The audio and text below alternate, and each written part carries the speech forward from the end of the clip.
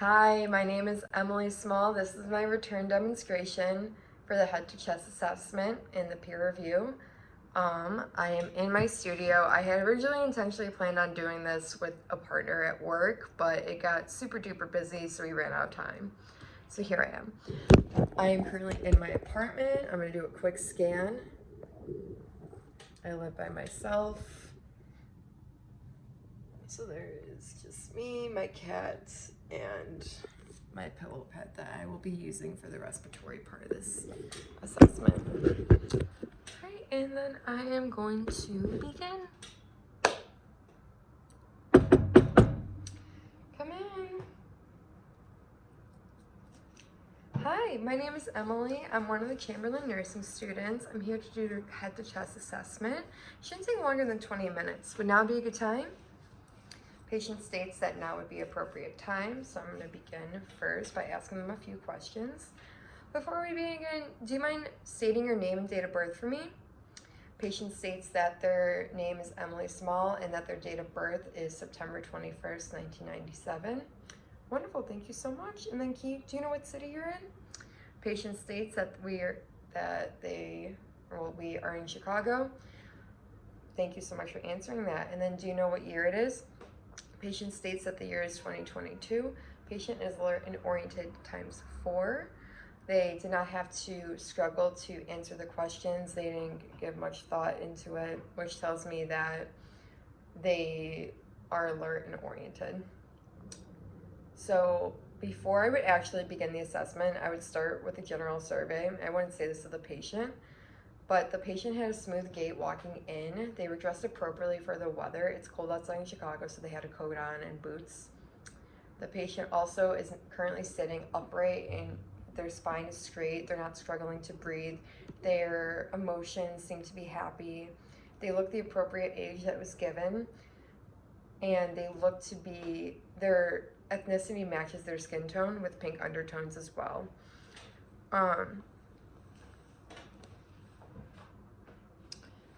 Their patient also seems to be show no physical deformities and no signs of stress at all. They have the appropriate emotion for the given situation, which is good.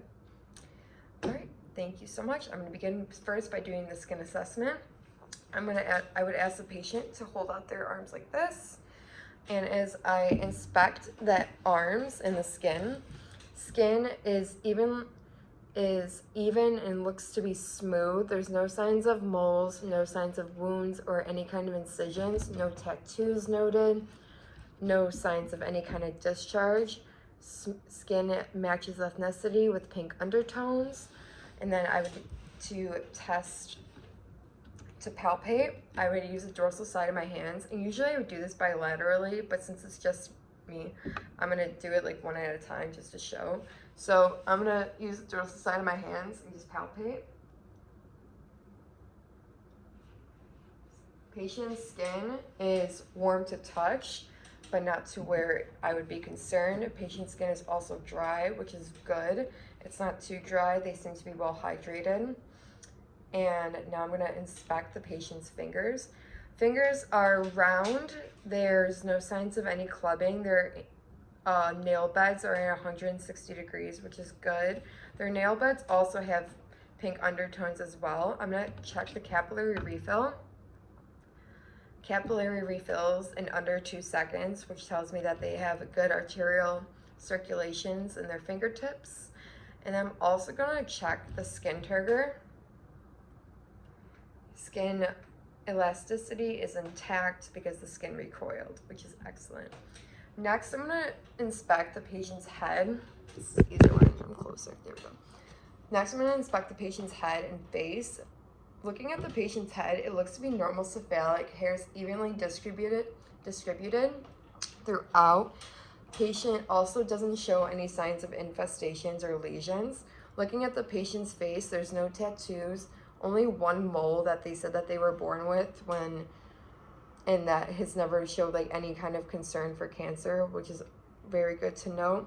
The patient's skin also matches their ethnicity with pink undertones, no signs of lesions, wounds, or incisions, which is also very good. And then as I'm gonna palpate the head, I'm just gonna go around and feel for any lumps, bumps, or masses, or any kind of lesions. As I palpate, there's no signs of any infestations, no signs of bumps or masses, no signs of anything to be concerned. And again, hair is evenly distributed as I palpate. Moving on, I'm going to inspect the patient's lymph nodes. So I would start first by just inspecting their neck. As I look at the neck, the patient doesn't use any accessory muscles to breathe, which is good. No signs of lesions or any kind of wounds of any sorts on the neck. So I'm gonna tell the patient, do you mind if I check your lymph nodes real quick? Patient states yes. I'm gonna itch my nose and I'm gonna sanitize. Sorry, my nose is itchy. Okay. All right, so I'm gonna palpate for the lymph nodes. Preauricular, postauricular,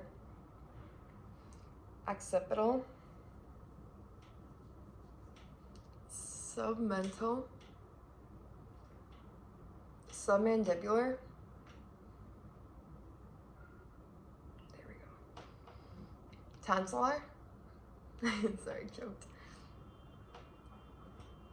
I'm gonna do the deep cervical chain. That was really hard.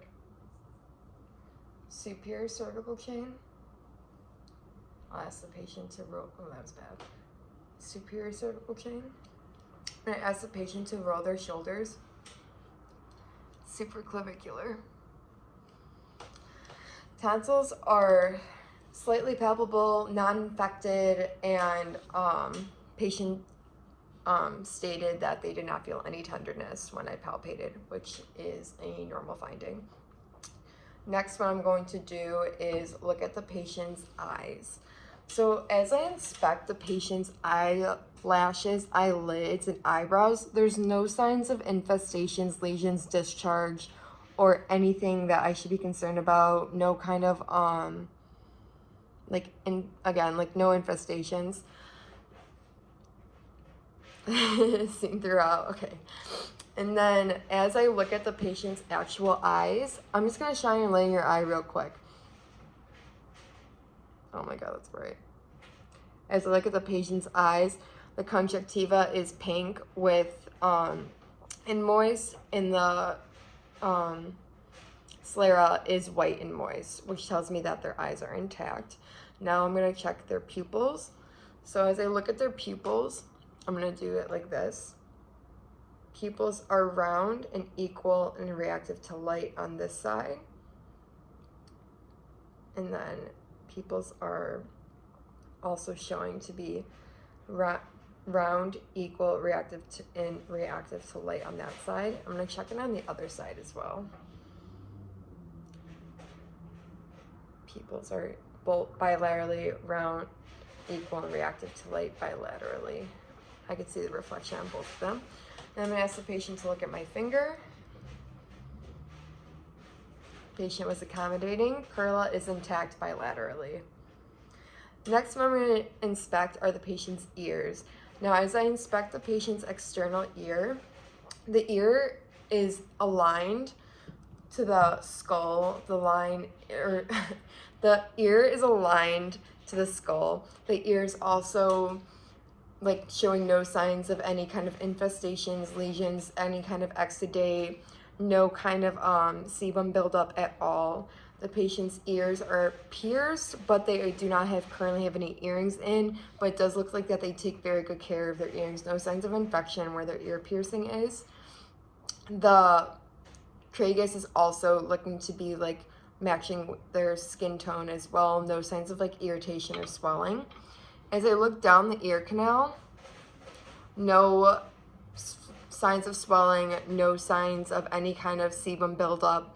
The patient also doesn't show any kind of breakdown in the ear. Nothing to be concerned about. They look like that they do clean their ears on this side. And as I check the external ear on this side as well, the ears align with the rest of the skull. ear on this side is also pierced, but it doesn't look to be infected of any sort. Also looks like the patient does a very good job of cleaning this ear externally. As I look down the ear canal, the tragus has no signs of swelling. There's no signs of sebum buildup, no lesions, no kinds of discharge. Excellent. And then I'm going to check the breakdown of the ear posteriorly.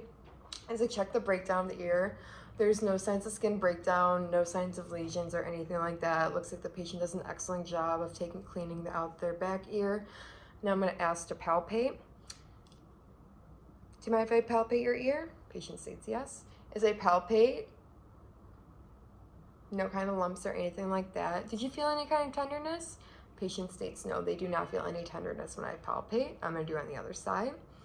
No signs of skin breakdown.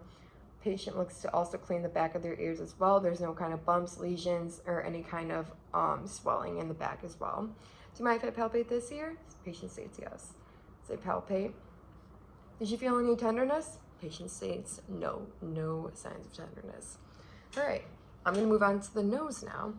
Now, as I assess the external nose, there's no signs of discharge coming out, no signs of exudate coming out at all. The patient looks like their nose is aligned with is symmetrical and aligned with the rest of their face. There's no signs of like septum deviation whatsoever, which is also excellent. There's no signs of any kind of swelling, no inflammation. Patient doesn't look like they're struggling to breathe, which is also really nice to see. And then I'm going to look at the internal nose. As I look at the internal nose, just a few nose hairs, no signs of any kind of debris buildup, no signs of anything blocking the nasal passageway, no signs of any kind of inflammation or swelling. I'm going to do the breathing test on the patient. I'll ask them, do you mind holding your finger up to your nose and breathing out the other nostril for me? Patient states yes. Excellent. Do you mind doing it on the other side? Patient states yes. Oh, fuck. Shoot. There we go. Sorry. Patient states yes. Patient was able to blow out their nose, both nostrils, without any kind of struggle, which is normal finding. Moving on, I'm going to move on to the mouth. So as I inspect the lips, the patient's lips are pink, moist, and intact. No signs of lesions, no signs of any kind of wounds, incisions, exudate, or anything. I'll ask the patient to open their mouth for me like, ah, ah. Uvula goes up, which tells me that their cranial nerves 9 and 10 are intact, and their posterior pharyngeal, ah, ah. There we go. Excellent. And as I look at the patient's mouth, their teeth are white, white as china, shiny, smooth, no signs of like cavities or like breakdown. They look like that they take very good care of them. Oh, also, fun fact, I'm going to test my patient's hearing right now. Emily, how do you clean your ears? Patient states that they clean their ears in the shower with water. Excellent. Do you use any hearing aids? Patient states no. Are you exposed to any environmental noise? Patient states no. Patient does not have any sign of hearing loss or any kind of hearing struggle. Now going back to my patient's mouth, looking at the mouth again, buccal mucosa, tongue, and gums are all pink, moist, and intact. As I look at the patient's hard palate, hard palate is pink with the grayish undertones, moist and intact. Patient's soft palate is yellow with grayish undertones and is moist and intact. Normal finding. Mouth is good to go. We are going to move on to the respiratory part of this. And as I go through the respiratory part, I'm going to be using this pillow pet. So I'm going to first inspect the patient's posterior back. So as I inspect the patient's posterior back, everything seems to be aligned. No signs of any kind of lesions, wounds, anything like that. Everything looks smooth with pink undertones. It matches their ethnicity. So I'm going to go ahead and palpate for any kind of bumps or masses. No signs of bumps or masses. Excellent. I'm going to be moving on to listening to their lung sounds. So I'm gonna first, boop, boop, boop.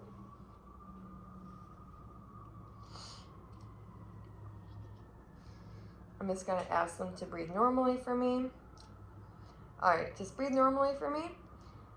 And then I'm gonna go, here I gotta show. Left upper lobe. And then I also should add, this is gonna be their spinal cord, and I'm gonna go like in between the spinal cord and scapula. So left upper lobe, right upper lobe, left upper lobe again, right upper lobe, left upper lobe, right middle lobe, left lower lobe, right mid lobe, left lower lobe again, right lower lobe, left lower lobe one more time, right lower lobe.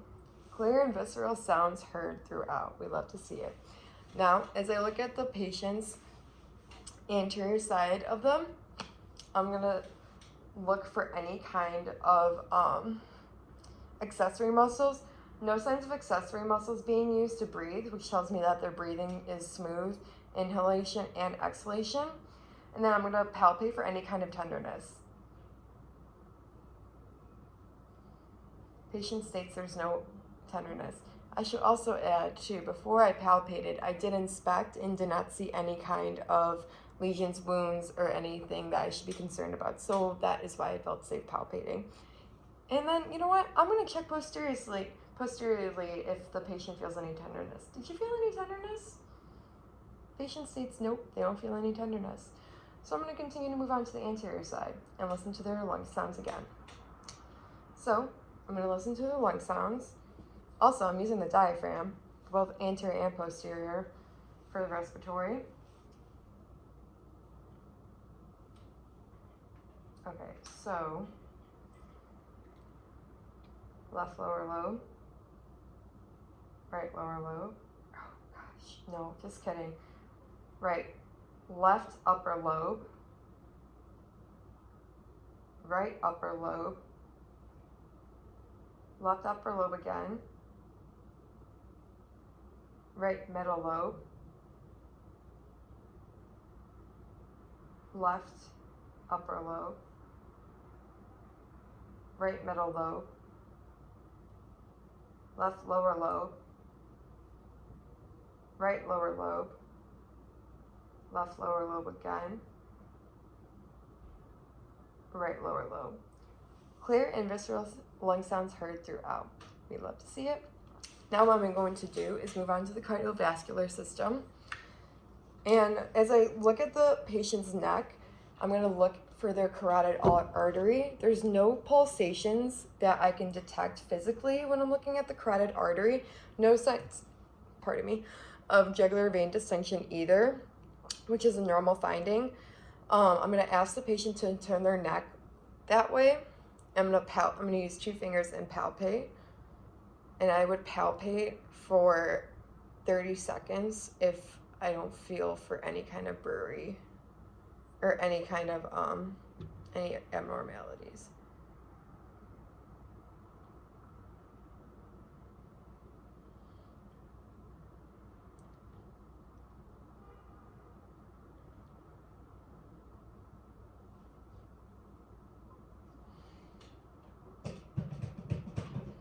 Sanitizing. Patient has a regular rate, regular rhythm +2 on that side. I'm gonna palpate. Again, no signs of jugular vein distension, no kind of pulsations like outward that I would be concerned about. So I feel safe to palpate for the carotid artery on this side as well.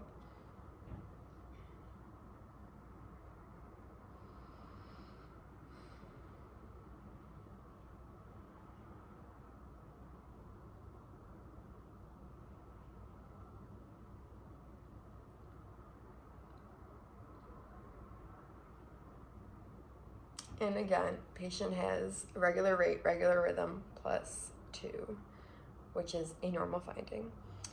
Now, what I am going to do is test the patient's, what is it called? The symmetrical expansion. Yes, I'm going to test for their symmetrical expansion. So I'm going to have the patient facing me, or facing away from me like this. I'm going to have my fingers on T9 and T10. I'm going to ask them to take a really deep breath for me. Breathe in.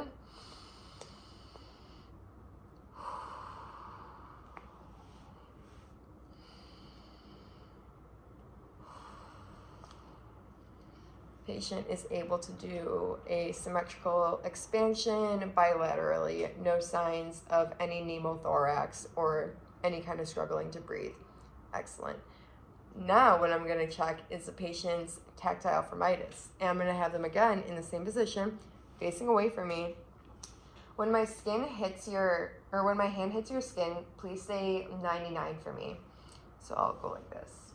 99, 99, 99, 99, 99, 99, 99, 99, 99, 99, 99, 99, 99, 99, 99. Even vibrations heard throughout. Normal finding.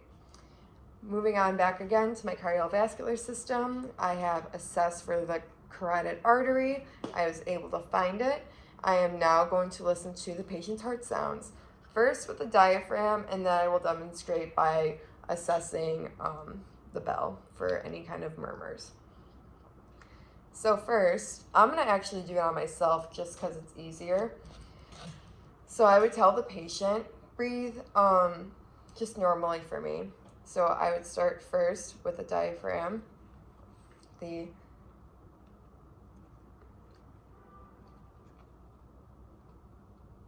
a minute, shoot. I would start the right second intercostal space over the midclavicular line, the apical, second intercostal space pulmonic,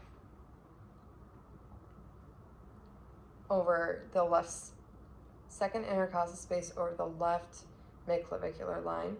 I move on to the Erb's point, which is the third intercostal space over the left clavicular line. I would move on to the tricuspid. Because I'm a woman, I have to move up my breast. The tricuspid is the fourth intercostal space over the left clavicular, midclavicular line. And then I would be moving on to the mitral. Mitral is the fifth intercostal space over the midclavicular line.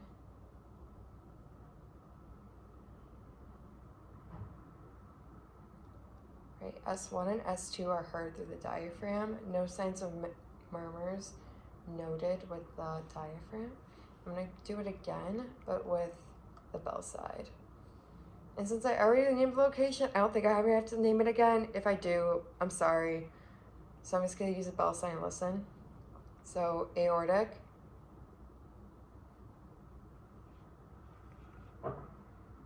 Wait, that was too far out.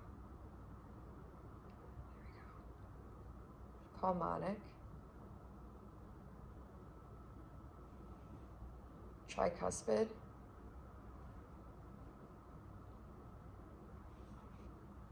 Erb's point,